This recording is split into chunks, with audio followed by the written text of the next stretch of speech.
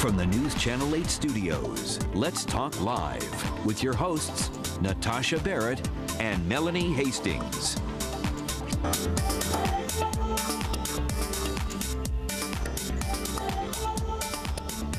Well, like it or not, it's time to kiss that beachy summer hair goodbye and curl up with some curls. Some curls for sure. Celebrity stylist Moses is here today to talk about some of the trends that you may want to embrace this fall. Good to see you, Moses. Thank you for having me at your show. Great. Well, it's fall, so we want to look hot this fall. What's the first thing we need to think about? Well, you know, hairstyle to me is it's an expression of individuality. So, stylist that does your hair, you should look at your bone structure, your skin tone color, your personality, your lifestyle, and your job. So not necessarily what's in, like, you know, the gossip magazines, what the Hollywood people are wearing. It's got to look good on you. Yeah, you know, what you see on fashion runways is not necessarily might not look good on you, but we can take that look and transform it into a wearable,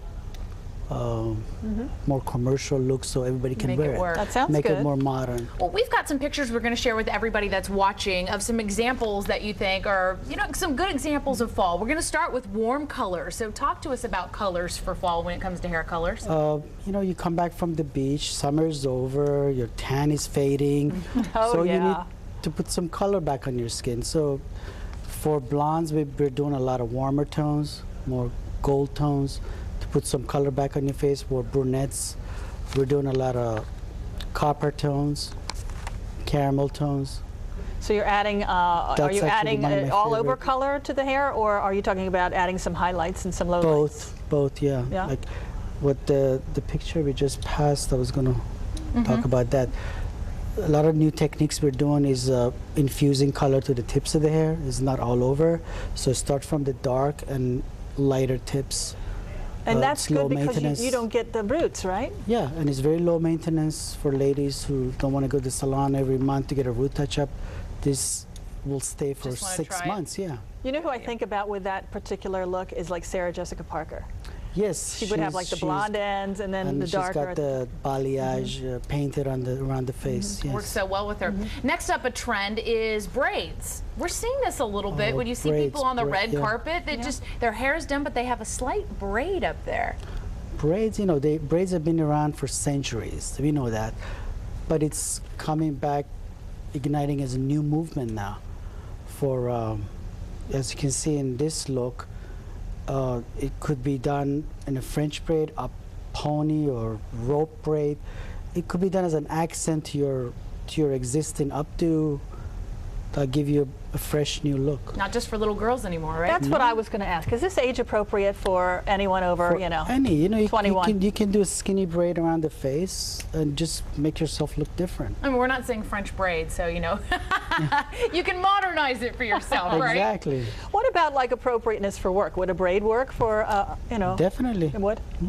You can do a side braid, and pull it back. Yes. All right, next up on the list, ponytails. Ponytails are big. It's very soft. Do you have a picture on it? Yeah, we're going to throw up a picture here in a second. There you go. That's a pretty one. This one. This is very elegant. This is one of my favorite.